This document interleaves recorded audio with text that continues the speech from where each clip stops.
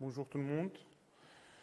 Je commence par une revue critique de la bibliographie sur la syphose jonctionnelle proximale dans la scoliose de l'adulte. La scoliose de l'adulte, c'est une pathologie fréquente. Elle touche 12% des adultes âgés avant 50 ans et 35% après l'âge de 65 ans. Elle est associée à une qualité de vie médiocre. Sa chirurgie, elle est complexe, avec beaucoup de comorbidités, avec un taux de révision élevé. Et le taux de révision est lié à une complication particulière qui est la syphose jonctionnelle proximale ou PJK. Donc voici le plan de présentation et je commence par la définition des syphoses jonctionnelles proximales. Qu'est-ce qu'un PJK? En fait, la première fois, cette complication a été décrite par Love et Casten en 1994 pour une maladie de Schauermann. Puis la vraie définition radiologique a été avancée par Lee en 1999. Elle est basée sur des angles spécifiques, segment par segment. Et selon la Bridwell, et la somme d'un angle qui est supérieur à 5 degrés que la valeur théorique était considérée comme PJK. Sa sensibilité, elle est bonne de 78% avec une spécificité aussi bonne de 84%. Mais la définition la plus utilisée, c'est l'utilisation avancée par Glates en 2005. C'est l'angle du PJK, c'est l'angle formé entre le plateau inférieur de la dernière vertèbre instrumentée et le plateau supérieur de deux vertèbres susjacentes. Cet angle, pour définir un PJK, doit être supérieur à 10 degrés et il doit être supérieur de 10 degrés à sa valeur préopératoire. Les fiabilités inter- et intra-observateurs de cette définition, elles sont très élevées, de plus que 0,9, excellente. La définition de Glates a été considérée arbitraire par le Arm Study Group. Et ils ont dit pourquoi ne pas prendre la dernière vertèbre instrumentée et la vertèbre directement sous-jacente, et ils définissent le PJK d'un angle plus que 15 degrés. Et cela, elle est basée sur des études statistiques pour prendre plus que 95% de la population. Donc, par contre, comme la définition de Glates elle est la plus utilisée, le cut-off de 10 degrés est très discuté.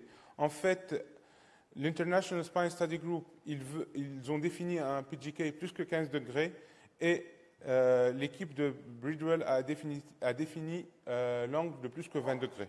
Donc en résumé, il y a plusieurs définitions, plusieurs limites d'angle, mais on va utiliser dans cette table ronde la définition de Glates, donc la vertèbre instrumentée, deux vertèbres sous-jacentes et un angle de plus que 10 degrés. Je passe à l'incidence de PJK. En fait, la première étude sur les PJK dans la déformité de l'adulte, elle a été faite par l'équipe de Henke, avec une étude rétrospective monocentrique sur 161 patients. Ils ont trouvé une incidence de PJK de 39%. Cette même série a été élargie pour prendre 364 patients et l'incidence a augmenté à 39%. Elle est restée à 39%. L'étude la plus grande, c'est l'étude de la SRS multicentrique qui a rapporté la scoliose de l'adulte. Ils ont inclus les révisions. Il y avait 1218 patients, un follow-up minimum de 5 ans. Et l'incidence de PJK était de 6%. Mais il faut dire que le cut-off est de 15 degrés. Donc, il faut faire attention à la comparaison. Donc, si on revoit rapidement la littérature, l'incidence des syphoses jonctionnelles proximales dans la déformité de l'adulte, elle varie entre 20 et 30% avec une moyenne de 25%. Ce qui est sûr, et tout le monde est d'accord sur ça, c'est l'histoire naturelle des syphoses jonctionnelles proximales. En fait, les 2/3 des syphoses jonctionnelles proximales sont présentes au maximum au 3e mois. 80% sont présentes à la première année. Et si elles ne sont pas stables, la progression se fait de 2 degrés à peu près par mois pour se stabiliser à 2 ans. Donc, en résumé, pour l'incidence, il y a plusieurs définitions. Toutes les études sont rétrospectives. Il y a différentes techniques chirurgicales. Il faut savoir que l'incidence varie entre 6 et 50%, mais la moyenne est aux alentours de 50%. Et il faut savoir qu'on compare parfois des oranges et des pommes, donc il faut bien savoir quoi prendre des études. Mon troisième point, c'est l'impact clinique de cette complication. En fait, c'est très controversé si le PGK est simplement une entité radiologique ou une pathologie avec un impact clinique réel. La majorité des études n'ont pas pu montrer qu'il y a une différence sur la qualité de vie, sur l'oswestry ou sur le score SRS-22. Donc, ainsi, plusieurs études n'ont montré aucune différence sur tous les critères mentionnés. Mais quelques études ont trouvé un sous-type dans le SRS score qui est différent. Par exemple, l'étude de Kim a trouvé qu'il y a une différence sur la catégorie image corporeale et d'autres études ont trouvé qu'il y a la catégorie douleur et un ODI plus élevé. Et seule l'équipe de Johns Hopkins a trouvé une différence significative sur tous les critères de la SRS. Donc, il faut aussi savoir ça. Donc, on ne sait pas si c'est vraiment une entité clinique.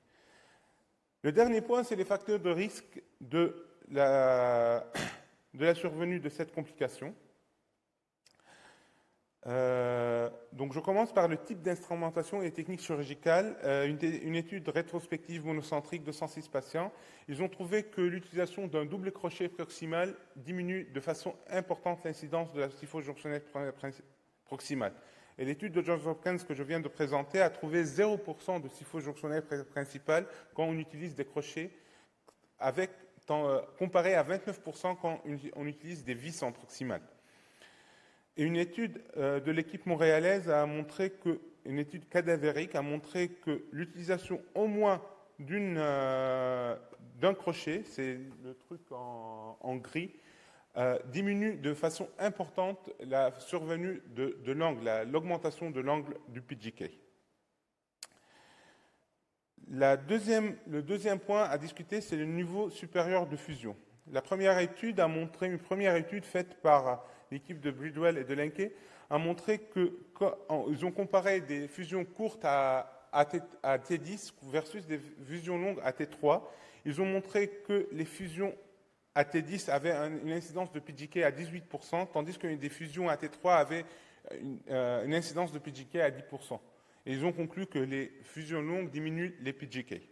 Une autre étude parue dans le Journal of Neurosurgery Spine a montré que des fusions plus longues augmentaient bien sûr le saignement et le temps opératoire, sans différence du taux de PGK, 27% pour les montages longs, 34% pour les montages courts. Quoique, toutes les études sont d'accord sur un point, que les montages longs, le PGK est un PGK ligamentaire, donc il n'y a pas de fracture, versus le PGK qui est pour les montages courts, qui est un PGK osseux, il y a du fracture, il y a des arrachements de vis. L'âge.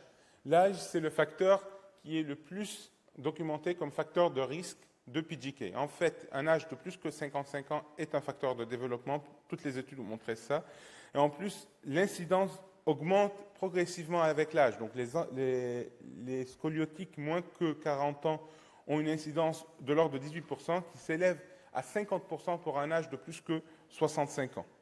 L'ostéoporose est un facteur de risque, mais il n'y a aucune corrélation entre densité osseuse et survenue de PGK, mais la qualité, elle favorise et amplifie s'il y a un PGK.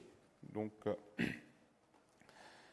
l'effet du système nerveux central est très débattu. En fait, une étude par Glassman récente a montré que 76% des patients qui ont un PGK ont un trouble neurologique, une myélopathie cervicale, une neuropathie diabétique, même des glaucomes. Et donc, même avec un équilibre sagittal satisfaisant, il faut toujours prendre en compte que le système nerveux central contrôle tout l'équilibre global. L'effet de correction, on sait bien que plus on a une déformité préopératoire sévère, plus le risque de PGK est élevé. En fait, un SVA préopératoire de plus que 5 cm et un score Sagittal Global Angle Score, c'est le kyphose thoracique plus lordose lombaire plus incidence pelvienne, je discuterai ça dans ma deuxième présentation, plus que 45 est aussi un facteur de risque de PGK. Et en fait, la correction de la déformité avec une correction de SVA de plus que 8 cm est un facteur de risque de PGK et de révision de PGK. Et l'effet de correction a été présenté que le SVA préopératoire plus élevé est un facteur de risque de PGK parce qu'on corrige et le SVA a été proposé que le PGK est un mécanisme d'hypocorrection de déformité et un mécanisme d'hypercorrection de compensation. Donc, je conclus par des questions, parce qu'on ne sait pas quelle est la meilleure méthode pour mesurer les kyphoses jonctionnelles proximales. À partir de quelle valeur radiologique cette pathologie a-t-elle un impact clinique? Quand il faut opérer? Quelles sont les indications chirurgicales? Et est-ce que la kyphose jonctionnelle est un résultat d'une hypocorrection chirurgicale ou un mécanisme de compensation d'hypercorrection? Je laisse Satellite répondre à ces questions. Merci.